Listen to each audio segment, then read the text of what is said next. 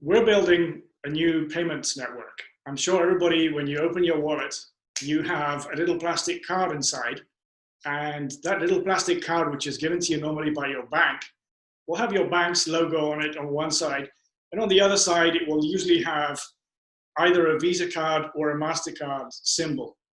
And as it happens, there are two companies that have close to 85% market share, and they make their money as technology companies by giving a platform to banks, and banks then give it to consumers, and consumers then use these systems to make payments inside retail stores.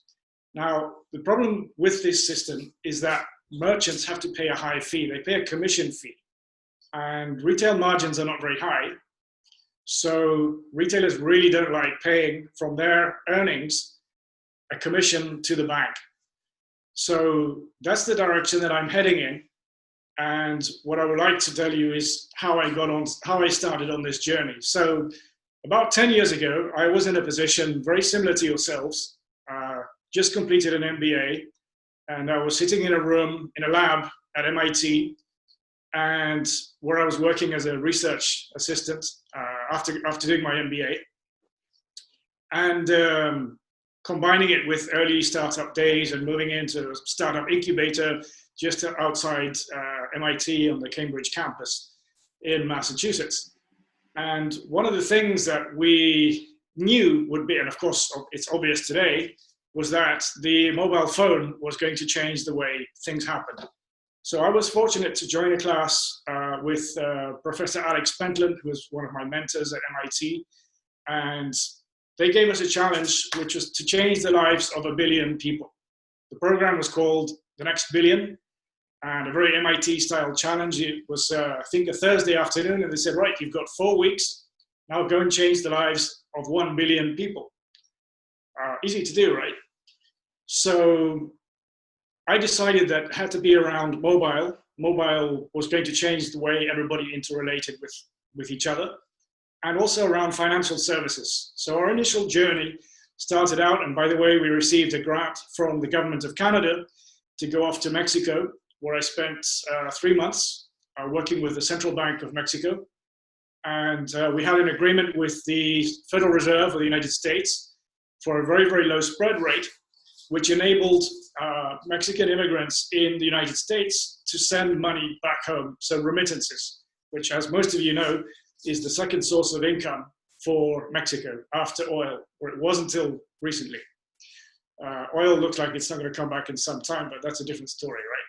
So we concentrated on trying to get a system that would easily enable working Mexicans in the United States to send money back home to their families using a cell phone.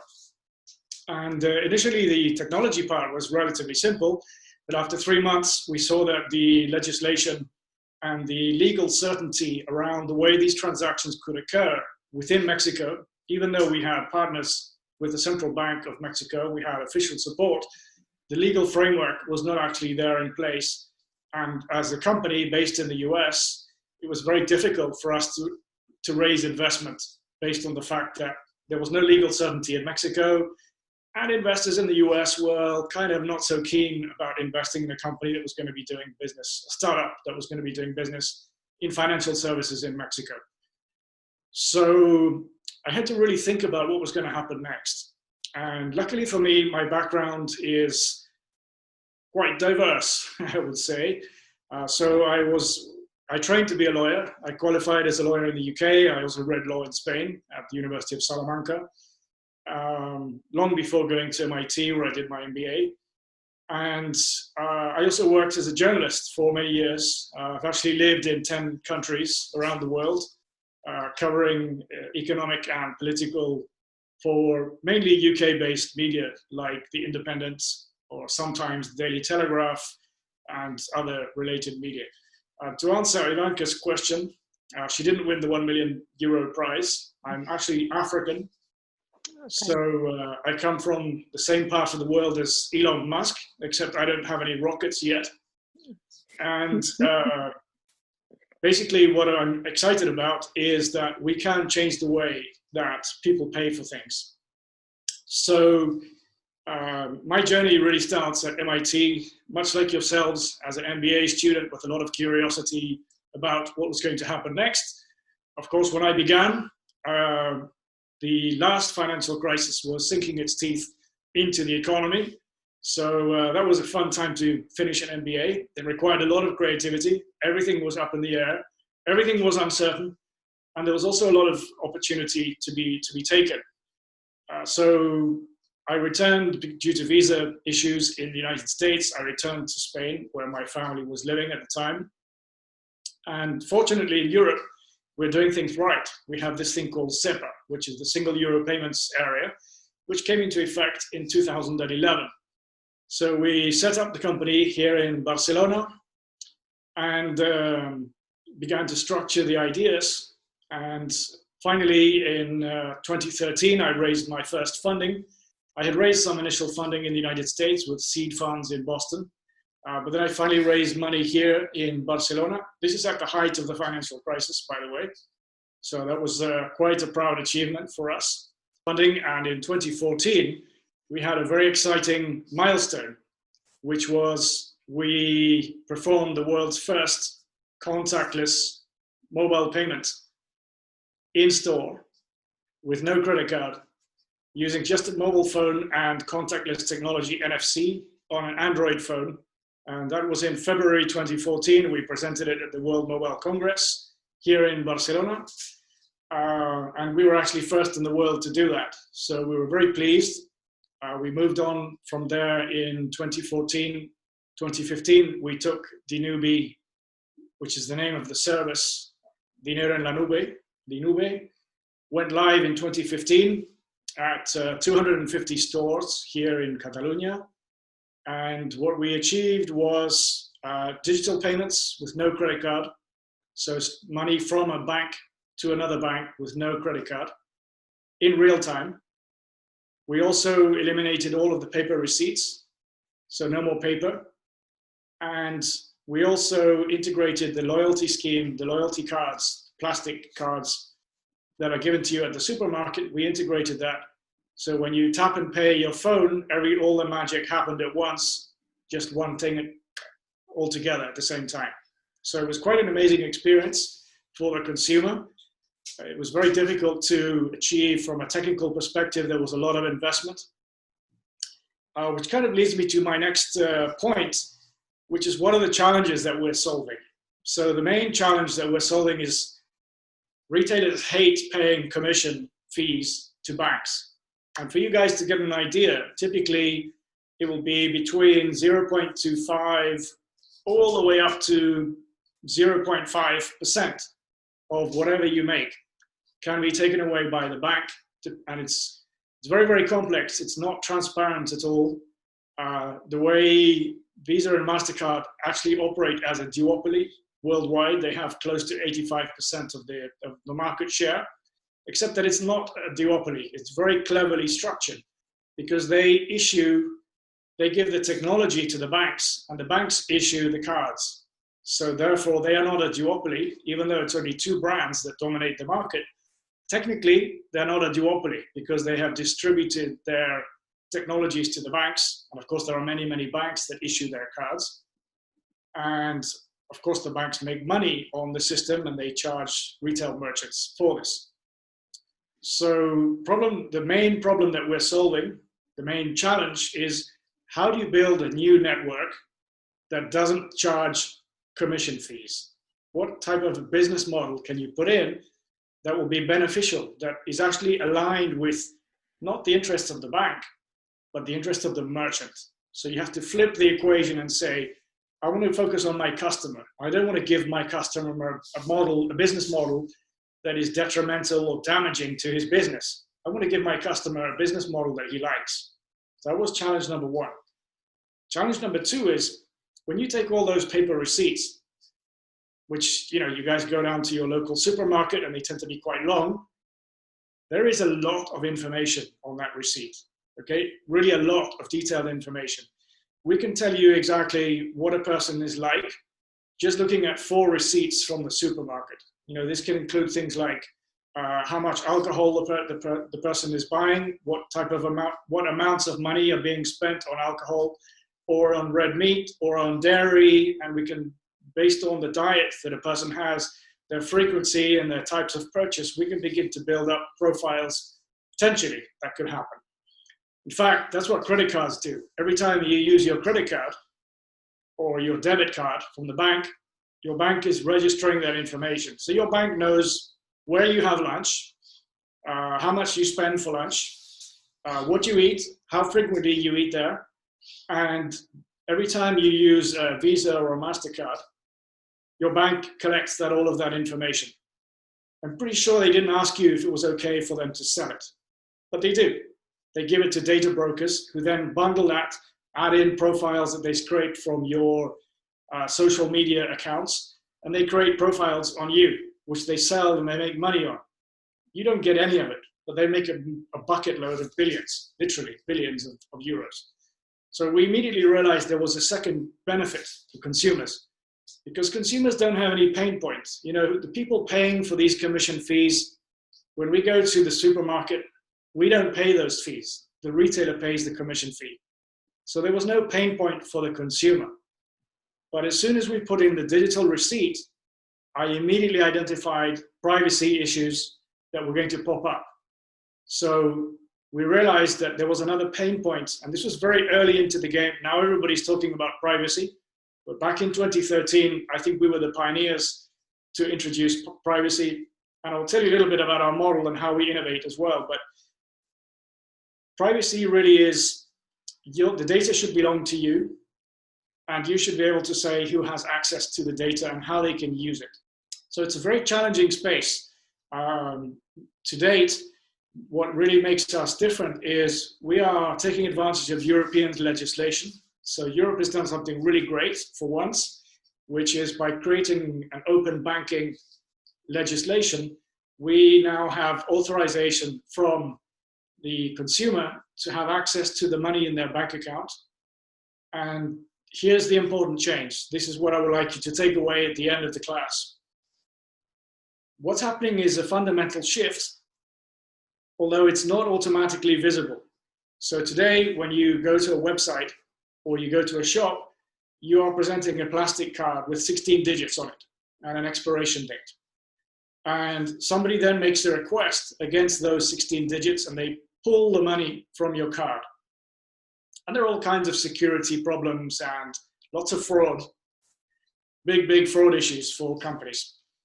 What the Payment Service Directive 2 or the PSD2 allows you to do is to log into your bank account into a secure environment. And instead of giving 16 digits for somebody to pull the money from you, you log into a secure environment and you push them the money. So by having the consumer push the money to the merchant or push the money to another consumer, we're effectively providing bank to bank. The acronym is a little bit ugly. It's called XS2A, access to account. Basically, it means that you can now add your bank account to a service like ours, and you can pay at a retail store or you can pay your friends, and we transfer that money to you, to them in real time. So that's the change that's taken place. But the challenge for us is not to change the flow inside the store. So the takeaway here is, how do you change everything inside the payments flow in the path to purchase, except the user experience? You have to keep the user experience the same because you don't want them to have that learning curve and getting consumers to change their behavior. People know how to tap their device. People know how to pay with the Face ID or the fingerprint. What you need to do is make sure that the consumer continues to pay in the same way, but everything behind the scenes in the background is completely different because there is no credit card. So the way the money moves has changed completely. So that's what we've been doing today. And along the way, of course, as any entrepreneur, you find obstacles. So back in 2014, when we did the first contactless payment on an Android phone, we were quite excited when Apple announced that they would have NFC contactless on the iPhone. We thought that was wonderful. Except 5 minutes later, Tim Cook came out and said, Actually, we will have NFC, but it will be blocked for Apple Pay, which means that we couldn't have access to the contactless on an iPhone, which really sucks, right? Because you're a payment solution and you want to have at least the same advantages as somebody using Apple Pay, but they've blocked it. So I thought, well, what can we do about this particular barrier in the payment experience that we want to offer our consumers? So I started looking at my phone and thinking, what does this phone have that Apple cannot block? And as it turns out, when you pick up your smartphone, the first thing you have is light on the screen. And as you all know, light is one of the best channels to send information and data. Light flows much more quickly than sound or radio. NFC uses a very slow wave radio frequency, which, by the way, can be intercepted and you wouldn't know it, so it's not 100% secure. Whereas light, if it is intercepted, you immediately know that there has been some outside interaction with your payment flow. So we basically invented a new technology while we were building the startup. And what that has enabled us to do, we are the only people that I know of worldwide that are capable of doing a contactless payment on an iPhone without using NFC. So we patented the technology, which is called Opto Payments. You can visit the website, it's optopayments.com.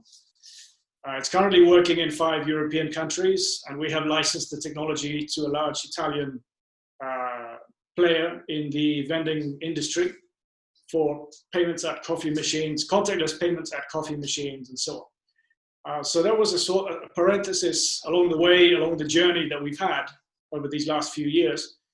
And it also created what I call the Dinube model. So the Dinube model is not just any startup. We started out at MIT as a very innovative company.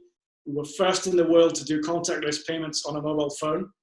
But we've also created a new model, which is when we find a problem, we invest in science and technology.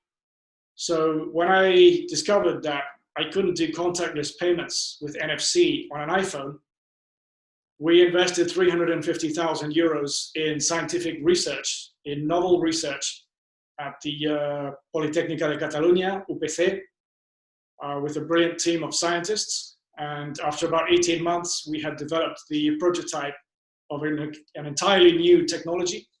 So this is a technology, I'm one of the co-inventors. This is a technology that is similar to Wi-Fi, Bluetooth, or NFC. And Opto is a light-based data technology invented by us. And it's actually one of the company's patents that has been most successful. So the second thing that we did was to repeat that model when we looked at the privacy issues. So I wasn't happy collecting all this data. Even if you encrypt that amount of information, there's still some residual information that you're getting about the customer. So we decided we need to find a way to make sure that the customer has access to their data and that they can handle it in an efficient way. So we went back to the UPC, with whom we have strategic scientific research agreements, and we invested again in a new research team, again about another year and a half, which tends to be the amount of time you need for greenfield new scientific research. So based on scientific papers, studying scientific papers, and then applying the knowledge to a particular scientific problem, and then creating a proof of concept, building out the prototype, and coming up with a solution that is then actually deployed. So we were very fortunate to find a great team at the Internet Security Group at the UPC here in Barcelona. By the way, right behind your campus in ESADE in Barcelona. So more or less across the street. And that was our second patent. So we now have a patent based on privacy, which enables the consumer to arrange their information and determine what they need to be seeing, so that they can give that to the merchant in the way that is most beneficial to the customer. So finally, There is the third aspect, which of course is never simple, which is the regulatory aspect. You're handling people's money, right? So of course that is going to be heavily regulated. And the Payment Service Directive 2, which was our guideline and which we had been following, unfortunately was subjected to several delays in many countries in Europe and including Spain. In fact, it was delayed by almost 1.5 years. And so that caused some very serious disruption. As you can imagine, for a startup, a 1.5-year delay is not good news. So you have to find a way to kind of survive that. Very, very difficult. And once that delay was over, then there was a second delay caused by the banks, because this affects the banks, and they had not prepared their system.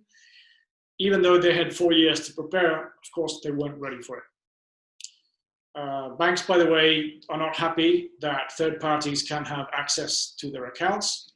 But I'm sure many of you, when you open your bank app, you can now see that you can add multiple accounts from different banks. So, for example, if you have a BBVA account, you can add CaixaBank, or if you have a CaixaBank account, you can add your BBVA inside those apps. And this is thanks to the Payment Service Directive 2, which also is our guideline and the framework that we operate on. So there were many, many delays. I won't bore you with the details. There were many delays there. And so we concentrated during that regulatory delay, we concentrated on the scientific research that we were doing and on the patents and on building out the complementary technologies to our primary service. So I think in terms of the challenges that we're solving, primarily we had to come up with a new business model that was not detrimental to the retailer. If you think of very large retailers in Spain, like Mercadona, for example, which is one of the biggest, the margins they have are very, very low. I think it's below 5%. Okay, it's not a very high margin. So if the bank is taking away some of that percentage, that really has a big impact on the supermarket, and as particularly smaller retailers are suffering, especially now. Non-food retail after COVID is going to have a very difficult ride, and they certainly cannot afford to be paying 0.5% of everything they make. This is on their gross sales. It's not on their after EBITDA. This is on their gross sales that the bank is taking 0.4, 0.5%. All right, so that's there's quite a lot of margin to take away from a retailer. So we have to find a solution where the retailer is willing to pay something, but it wouldn't be a commission. The second challenge is we have to be able to give the consumer privacy, but how do you monetize privacy when we know that consumers expect that, but are not willing to pay for it? And thirdly, if you do have access to this data and you have gathered it in the correct way, according to the GDPR, and you've done everything correctly, then how can you monetize all of that data without selling the personal information of the individual? So those are the three challenges that we have. I think we've addressed all of them in a very thorough way, several years looking at each particular problem, bringing these pieces together. And I'm happy to say that at the end of 2020, all of the legislation will now come into effect.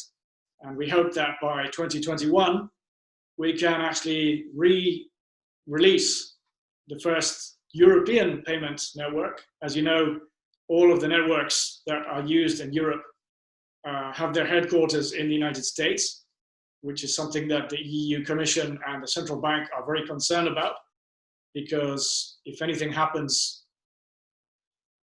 Europe doesn't have its own way to pay. And that's one of the solutions that we are trying to concentrate on. So we're Europe's first payments network. I would encourage you to visit our sites, dinube.com, and register so you get early information. There's an invitation out there on the website that you can sign up for, and we'll keep you engaged after that. Over to you, Ivanka. Thank you very much. So, Jonathan, I have a question for you. You have resolved the regulatory, the technical challenges. you found the viable business model that doesn't hurt the margins of the retailer. Where do you see this going next? What is the next challenge that you foresee you will need to resolve? And how can we potentially give you some ideas on that challenge? Yeah, I would love to get ideas. That would be fantastic. So I think our main challenge is, we've all heard that expression, build it and they will come. So you could build an amazing product, but the key is you have to get people who want to use it. And that's where we are right now. Okay, so the challenge is, you may have overcome the regulatory, which is not easy, the technical, which was definitely not easy, and the business model section. None of those three pieces were easy to do. But now comes perhaps the hardest challenge of all, which is the market. So how do you cross that chasm? How do you get from just having a few thousand consumers, which is what we had when we launched initially, to uber success and getting 5 million people to adopt your system? And remember, our system isn't just downloading an app. We have to integrate into a store. It has to work with a contactless device. It has to be embedded into the point of sale. So there's some integration that needs to occur at the point of sale. So I think the big question here is, how do we achieve market adoption? Excellent. So I can share with you some of my thoughts offline. I will let the students think of their own. The wisdom of the crowd is more powerful source of idea than any single person. Jonathan, I want to thank you for taking the time to share with us your journey and to inspire the students. I mean, they are literally now where you were 10 years ago, and starting on that journey. So hopefully your story can keep them hooked into the process, even when the going gets tough. Excellent. Thank you. Thank you for having me. And to all of you there, innovators, real and future innovators, always engage early with your customer and never give up. Fantastic. Thank you. Thank you, Rebecca. Take care.